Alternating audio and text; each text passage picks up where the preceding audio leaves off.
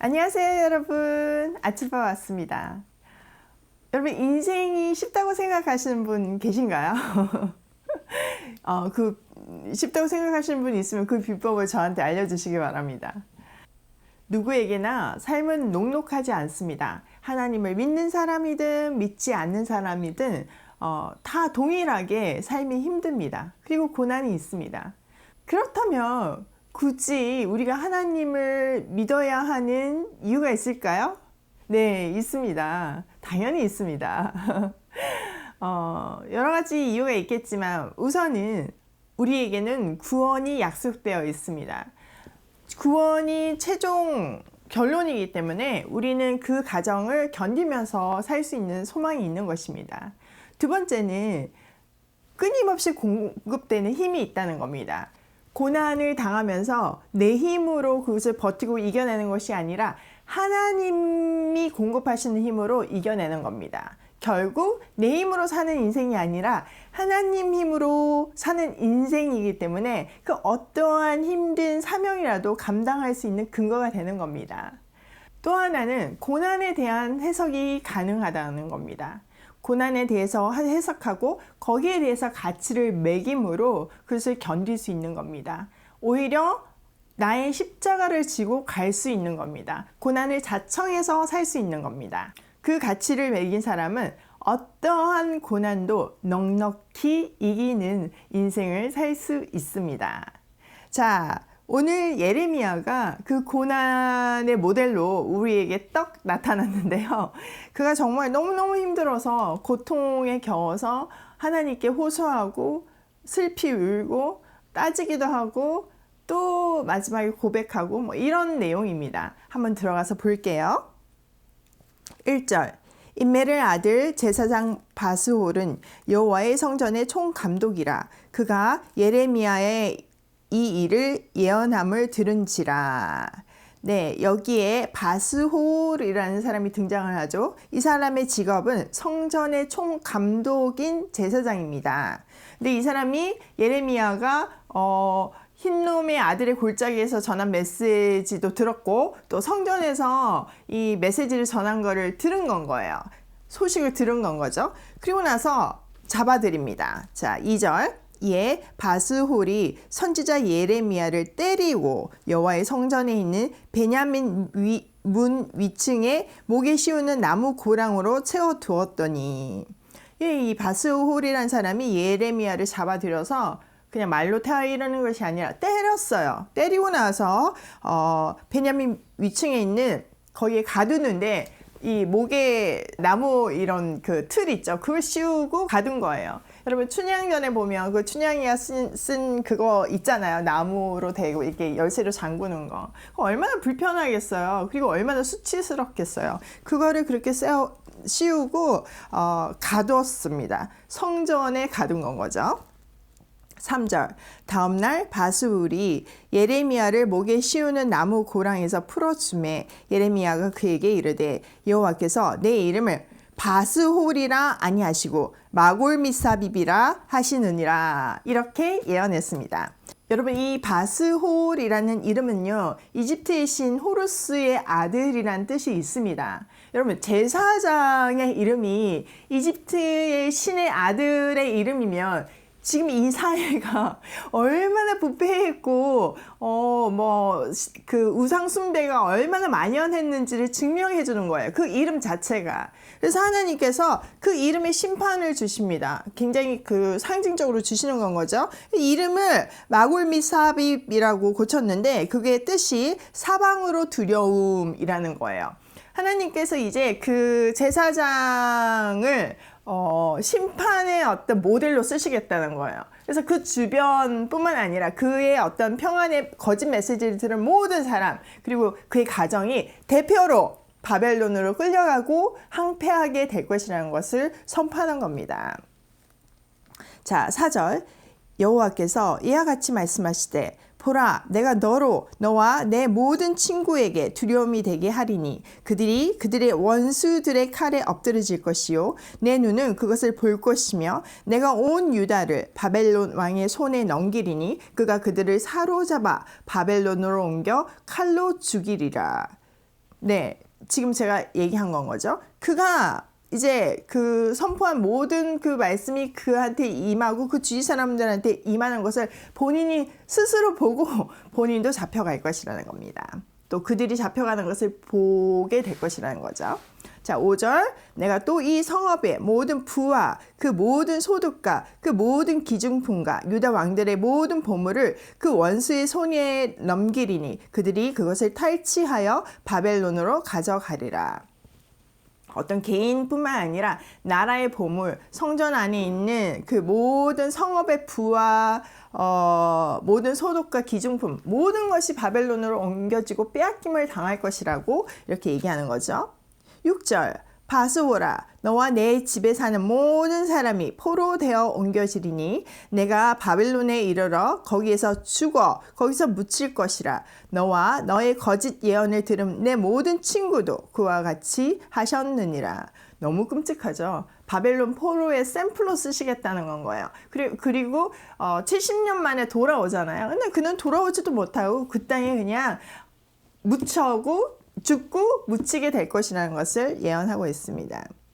자, 예레미야의 입장을 한번 생각해 보세요. 자기는 정말 하나님의 메시지를 전하고자 목숨 걸고 전했고 거기에 대해서 암살 음모도 있었는데 이제는 그 성전에서 말씀을 전했다는 이유로 참 메시지를 전했다는 이유로 성전에 갇히는 건 거예요. 딴 것도 아니고 성전에 갇히는 건 거예요. 그리고 얼마나 정말 속상했겠습니까? 그리고 얼마나 그 목에 이런 나무 틀을 쓴 거가 너무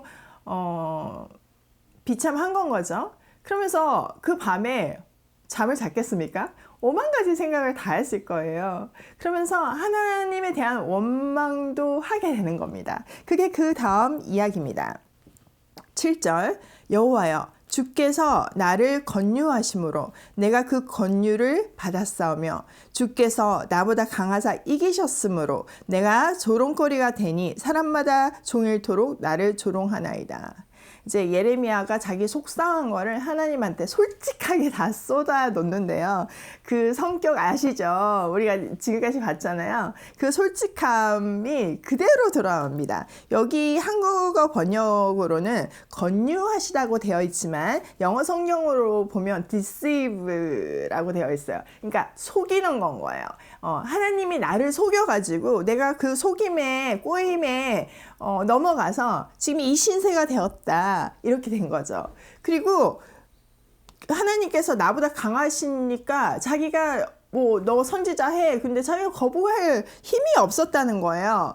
그래서 설득해가지고 자기는 정말 그걸 받아들였더니 지금 뭐냐고, 내 인생이 뭐냐고, 내가 지금 맨날 듣는 거는 조롱거리 하고 하루 종일 사람들이 자기를 조롱한다는 건 거예요. 여러분, 사람이 싫은 소리를 하는 거가 쉽지 않잖아요. 그렇죠? 남한테 상대방이 듣기 싫어하는 거 뻔히 아는데 그 말을 하는 거가 쉽지가 않아요. 근데 맨날 전하는 말씀이 심판의 메시지예요. 잡혀가고 죽을 거다 이런 메시지예요.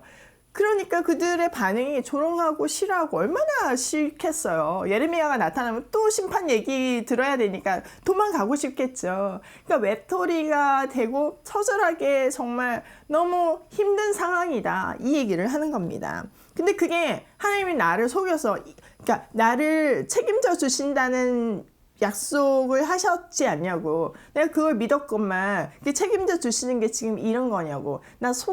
하나님이 아무래도 나를 속인 것 같다고 이렇게 얘기하는 거예요. 자, 8절. 내가 말할 때마다 외치며 파멸과 멸망을 선포함으로 여호와의 말씀으로 말미암아 내게 종일토록 치욕과 모욕거리가 됨이니라.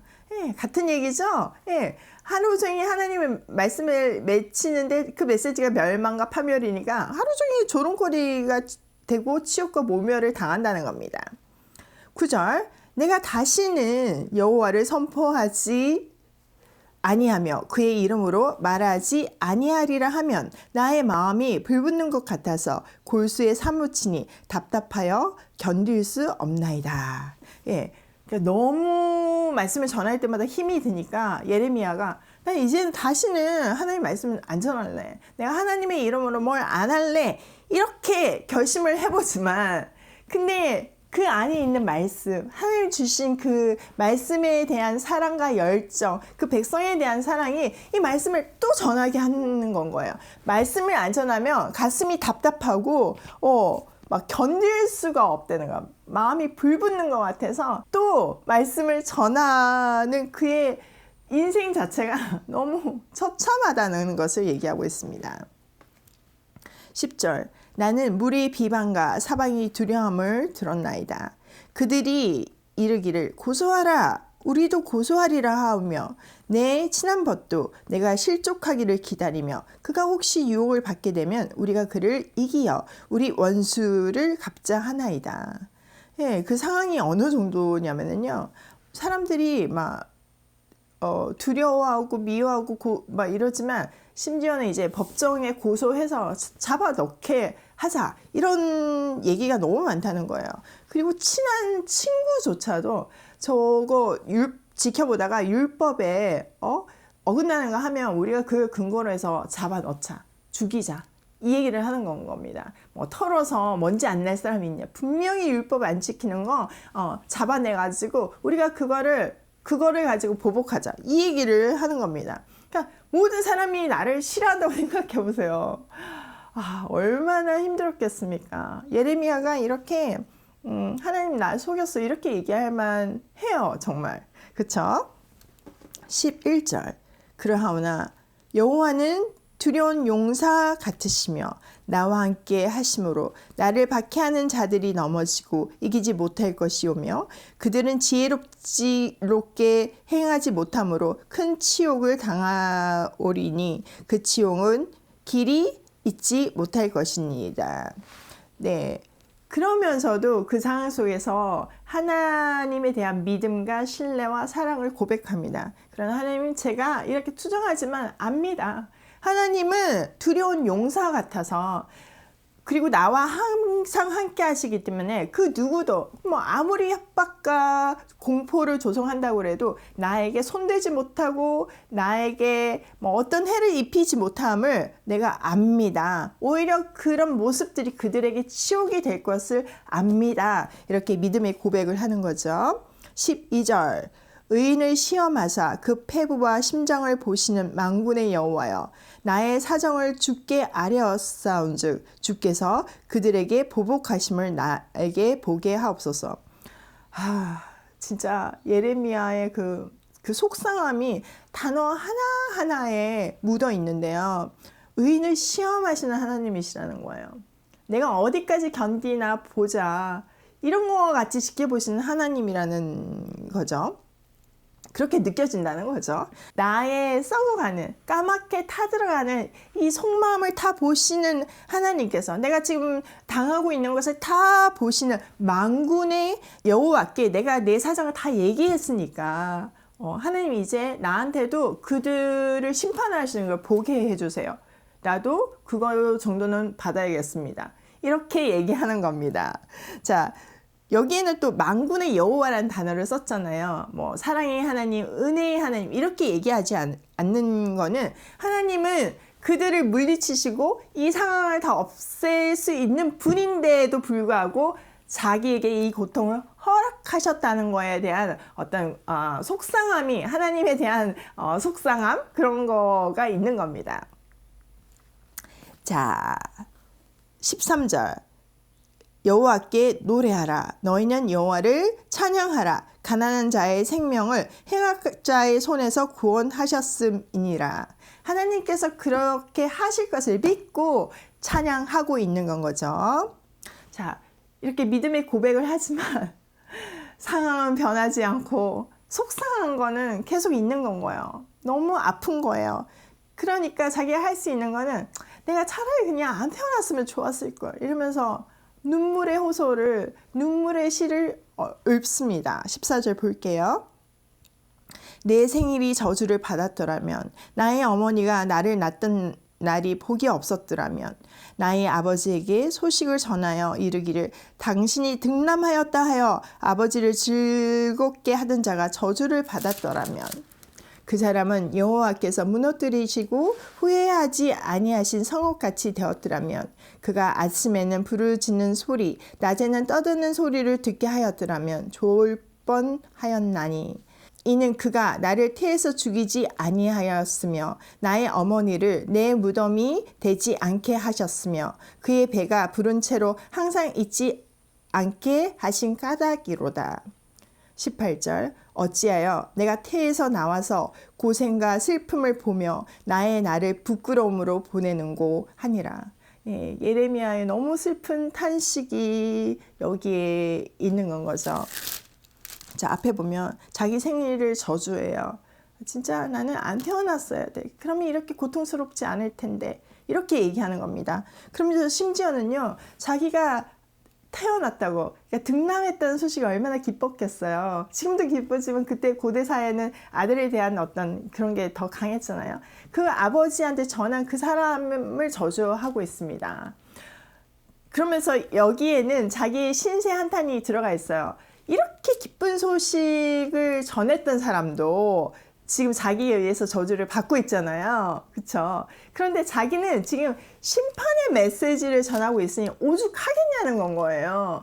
기쁜 소식 전한 사람도 이렇게 고통을 받고 저주를 받는데 자기한테서 나는 오죽하겠습니까? 하나님 정말 나는 태어나지 말았어야 하는데 나는 왜 태어나게 하셨어요? 이렇게 슬프게 얘기하는 겁니다.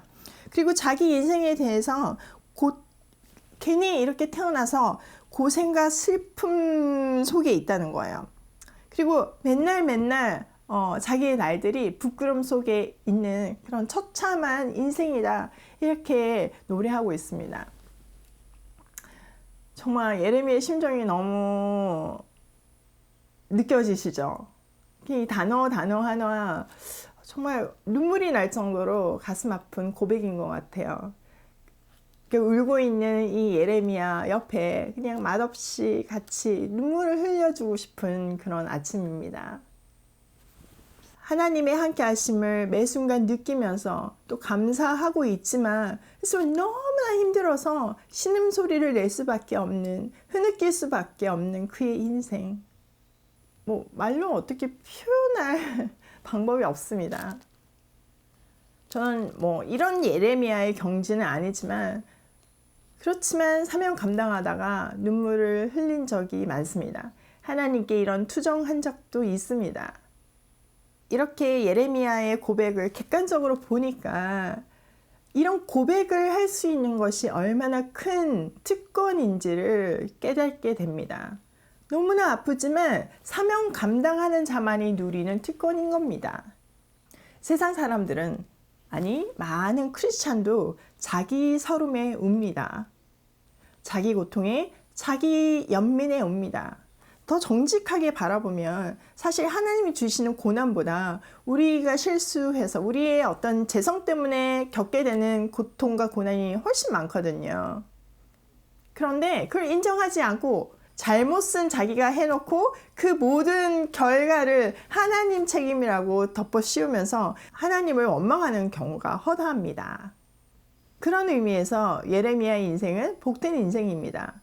진짜 하나님을 경험하고 그의 복음, 구원의 메시지를 맛보아 안 인생이기 때문입니다. 저도 예레미야처럼 하나님 나라를 위해 또 사명 감당을 위해 우는 인생이고 싶습니다. 내 서름 말고요.